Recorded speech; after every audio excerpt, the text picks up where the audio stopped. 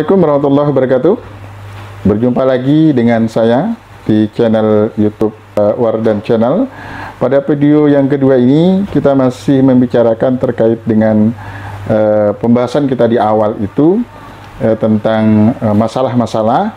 Maka pada video kedua ini kita akan bahas terkait dengan pertanyaan-pertanyaan yang bisa kita munculkan dalam menentukan masalah. Kita akan saksikan setelah ini.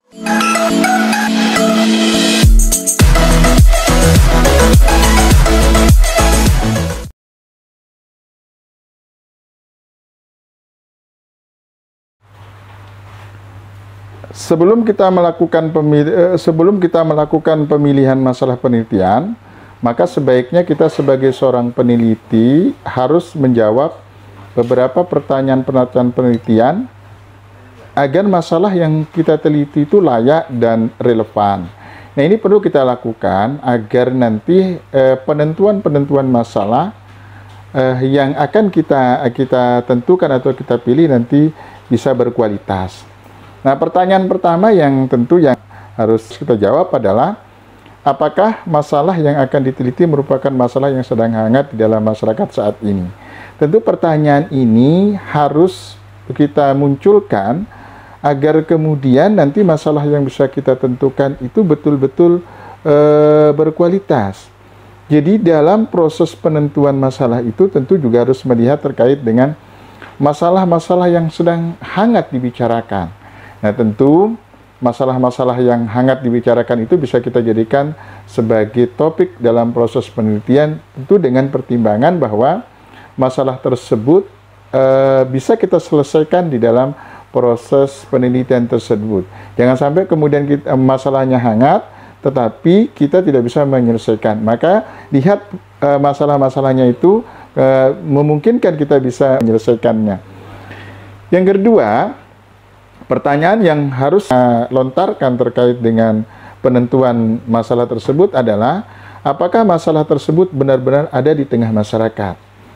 Jangan sampai kemudian masalah itu hanya seputar mitos saja, atau katanya, atau cerita-cerita di tengah masyarakat. Yang tentu kalau itu berupa cerita, itu kita akan kesulitan untuk kemudian menemukan datanya. Maka pastikan bahwa masalah tersebut benar-benar ada di tengah masyarakat. Saya kira masyarakat itu menjadi sumber masalah yang sangat luas sekali, karena tentu di masyarakat itu berbagai macam komunitas hidup, yang tentunya dari semua komunitas itu akan menghasilkan berbagai macam masalah yang bisa kita jadikan topik atau objek penelitian kita. Kemudian pertanyaan yang ketiga yang harus kita lontarkan dan tentunya juga harus kita jawab itu adalah seberapa jauh masalah tersebut dirasakan.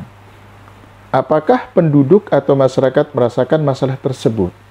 Jadi masalah yang akan kita teliti itu memang masyarakat itu merasakan ada persoalan terhadap masalah yang sedang diteliti tersebut. Kemudian masalah tersebut, apakah masyarakat merasakan masalah tersebut? Kalau kemudian masyarakat merasa bahwa masalah tersebut itu sangat dirasakan, atau katakanlah masalah tersebut itu sangat memungkinkan untuk diteliti, maka tentu seorang peneliti bisa mengambil itu sebagai masalah atau topik dalam proses penelitian. Kemudian yang keempat, pertanyaan yang dimunculkan oleh peneliti sebelum menentukan masalah itu adalah apakah masalah tersebut mempengaruhi kelompok tertentu. Kalau kemudian masalah yang diangkat itu akan mempengaruhi kelompok tertentu dan tidak akan bertentangan dengan moral, ya tentu juga masalah tersebut layak diteliti. Tetapi sebaliknya, kalau misalnya masalah tersebut ternyata mempengaruhi komunitas atau kelompok dan dikhawatirkan hasil penelitian itu akan berimbas negatif terhadap kelompok, maka diusahakan masalah tersebut tidak diangkat untuk menjadi objek penelitian. Kemudian yang kelima, pertanyaan yang perlu kita munculkan sebelum kita menentukan masalah adalah apakah masalah tersebut berhubungan dengan masalah humaniora, kemudian masalah sosial, kesehatan, atau ekonomi. Nah, maka tadi di dalam video yang pertama saya mengatakan bahwa masalah tersebut memang harus sesuai dengan kemampuan. Kemudian ketika tidak sesuai dengan kemampuan, maka dianjurkan peneliti untuk tidak menentukan masalah tersebut.